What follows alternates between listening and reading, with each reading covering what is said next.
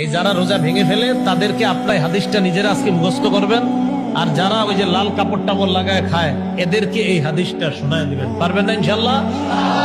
বাংলাটা মুখস্থ রাখতে পারবেন তো? বাস শেষের অংশটা মুখস্থ রাখলেই চলবে, শুধু শেষের জায়গাটা মুখস্থ রাখলেই চলবে। আমি বলছি মন দিয়ে শুনুন।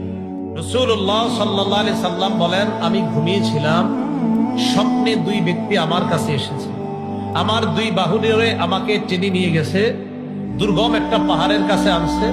ওই পাহাড়ের কাছে যাওয়ার পর আমি পাহাড়ের সামনে দাঁড়িয়ে রইলাম। আমাকে ওই দুইজন বললেন, আপনি পাহাড়ে ওঠেন। আমি বললাম, আমি উঠতে পারবো না। তারা দুইজন আমাকে বললেন, আমরা এই পাহাড়ে যেন আপনি উঠতে পারেন, এই ওঠাটা আমরা আপনার জন্য সহজ করে দিব, আমরা সাপোর্ট দিব, আপনি উঠেন। রাসূলুল্লাহ সাল্লাল্লাহু আলাইহি সাল্লাম বলেন, ফাসাইদতু, আমি পাহাড়ে উঠলাম। فإذا أنا بقوم معلقين بعراقبهم مشققة أشداقهم, যাইতে যাইতে হঠাৎ আমি একদল মানুষের সামনে গেলাম, তাদের দিকে তাকায় দেখলাম পাগুলা উপরের দিকে বেঁধে রাখা। আর কি দেখেন? পা উপরে মাথা নিচে। মুশাক্কাকাতিন আশদাকুহুম, এই দুই পাশের যে দুই গাল, এই দুই গাল করাত দ্বারা চিরতেছে। উপরে পাগুলা, নিচে ঝুলন্ত, এইভাবে আপনার গাল ছিঁড়তেছে।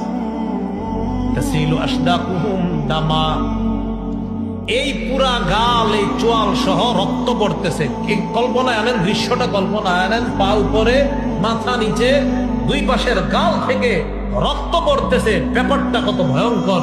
রাসূল বলেন, আমি বললাম, এগুলা কারা? কার সামনে আমি আসলাম? মান হাউলা? ফেরেশতারা জবাব দিলেন, আল্লাযীনা ইফতিরুনা ক্বাবলা তাহিল্লাতি সাওমিহিম, হুজুর এরা তারা যারা ইফতারির সময় হওয়ার আগেই ইচ্ছাকৃতভাবে রোজা ভেঙে ফেলে, এরা তারা। আর যারা রোজা রাখে না তাদের অবস্থা তো আরো ভয়ঙ্কর। রাসূল বলেন, একদল হুজুর ইচ্ছাকৃতভাবে রোজার সাথে তামাশা করে, ইচ্ছা করে রাখো, মন চায় আমি রাখবো, মন চায় রাখবো না, ইচ্ছা করে যারা ভেঙে ফেলে, এদের এই অবস্থা এটা চলতেই থাকবে। পাগুলো উপরের দিকে দেওয়া, মাথা নিচের দিকে দেওয়া, দুই পাশের গাল বেয়ে বেয়ে রক্ত পড়তেছে। এরা কারা? যারা ইচ্ছাকৃতভাবে রোজা ভেঙে ফেলে।